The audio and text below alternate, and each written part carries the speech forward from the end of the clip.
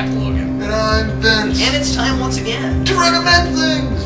Vince, are you a squid or are you an octopus? I am Fingery Cthulhu.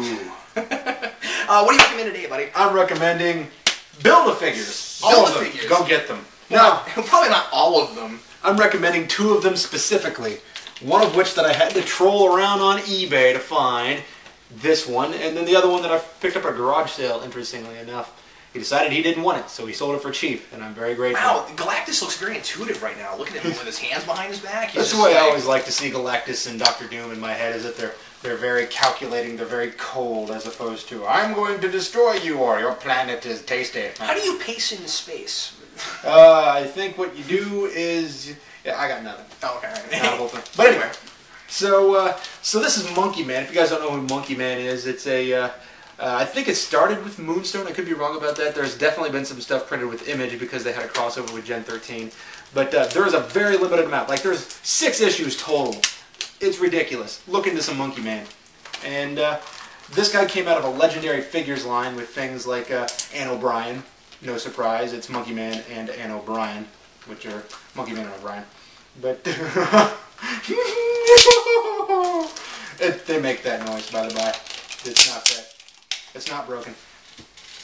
But Monkey Man's an interesting character created by Art Adams, and Galactus, well, everybody knows who Galactus is that reads comic books.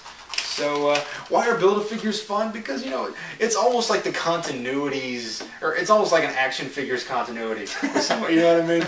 So you buy all of them and you get this guy, or you do what I do and wait for somebody to buy all of them and then say, well, I really didn't want these pieces, so eBay. And if you look around long enough, you might find something for cheap. Like that Monkey Man I got for 26. This thing I got for less than 10. So it's interesting that you're recommending these since you don't actually buy all the figures to put them together. So like, do you think that it's like a bad marketing scheme, or you know, to try to get people to buy everything in a line by having these parts, or is it cool because the figures are decent? I think it's cool because the figures are decent. I mean, they have a certain amount of limited opposability sometimes, but it gives you a chance to have a 12-inch figure that's not necessarily something that you would normally get. I mean, they don't want to put Giant Man out there and make Giant Man just an easy figure to get because, well, meaning that who's going to go out there and buy a 12-inch Giant Man for $60 or so? Oh, so you're saying that with some of them, they do it for the figures that they wouldn't otherwise make. Yeah, I mean... To do scale, because they're usually big figures. Yes. Now, Galactus is one that they'll make. No, Galactus is... They're going to make a little recommended the giant talking Galactus, but... Like Monkey Man, nobody would have ever made a Monkey Man figure, but you put a Monkey Man piece into a figure with Sin City's Marv, and suddenly, or into a box with Sin City's Marv, and suddenly somebody has a piece of Monkey Man that's floating around out there that gets put on eBay, and then you assemble yourself a creature. So I support Build-a-Figures. I think they're worthwhile, and I personally support Monkey Man. If nothing else, check out some Monkey Man comics. I might recommend those on another day. So have you ever tried to like buy all the figures in a line to get the pieces, or do you just junk it? I just junk it. In fact, this guy is actually missing a pair of glasses that he's supposed to have, but other than that, he's pretty much total.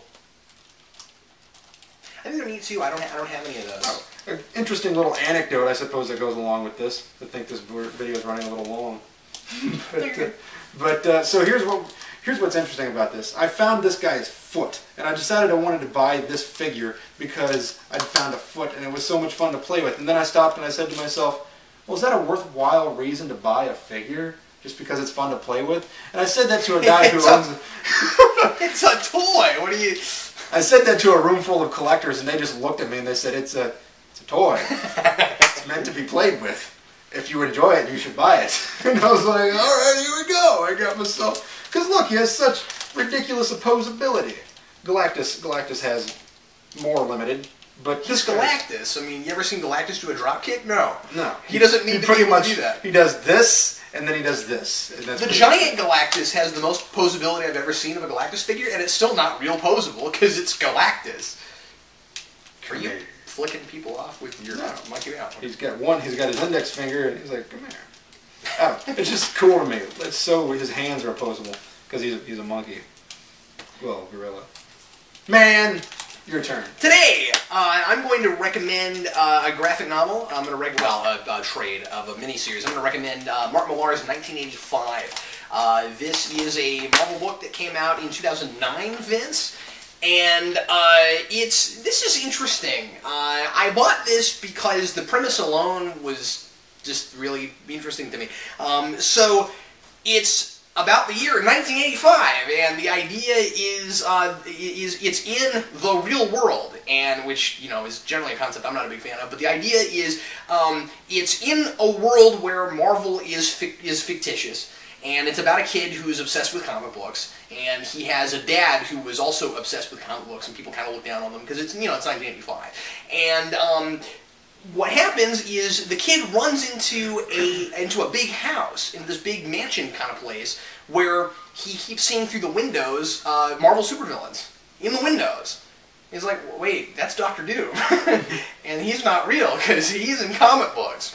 And they start to put the pieces together, and you figure out that there's this person with, and I won't give too much away, but there's a person with an inordinate amount of superpowers who gets angry and brings to life the Marvel supervillains. And then later on, we have to go find a portal into the Marvel Universe to find the superheroes. And it doesn't sound genius in premise, but it's a good character study about people who read comics, and especially people who read superhero comics in this era, and why, and what kind of escape it gave them, and what it does for them. And what's really neat about this is that the dad is treated like he's kind of a deadbeat dad, kind of. Well, he's not, but he can't hold down a job because he's one of these guys who has his fingers in a lot of pies. He's got a lot of different things that he's kind of good at, but he doesn't find any focus. And a lot of us get that reputation. You know what I mean? I like pie.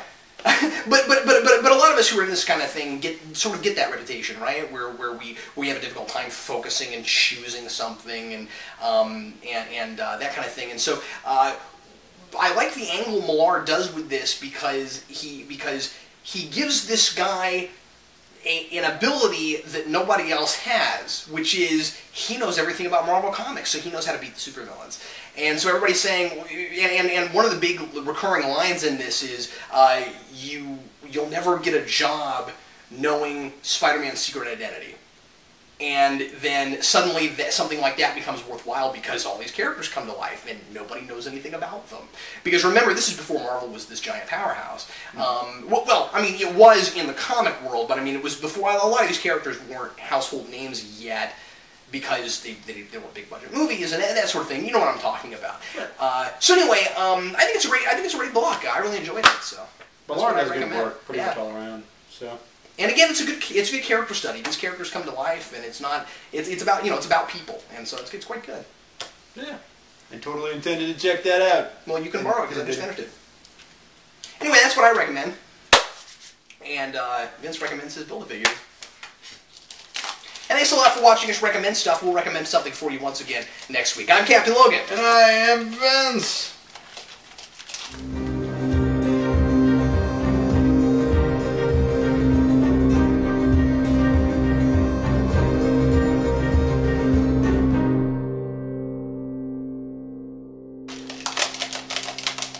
I'm glad I don't sound like that. You know, sometimes I do. Oh, really? Yeah. You'll get up in bed. You'll get up out of bed in the morning, and you're like, yeah. No, I'm not joking either.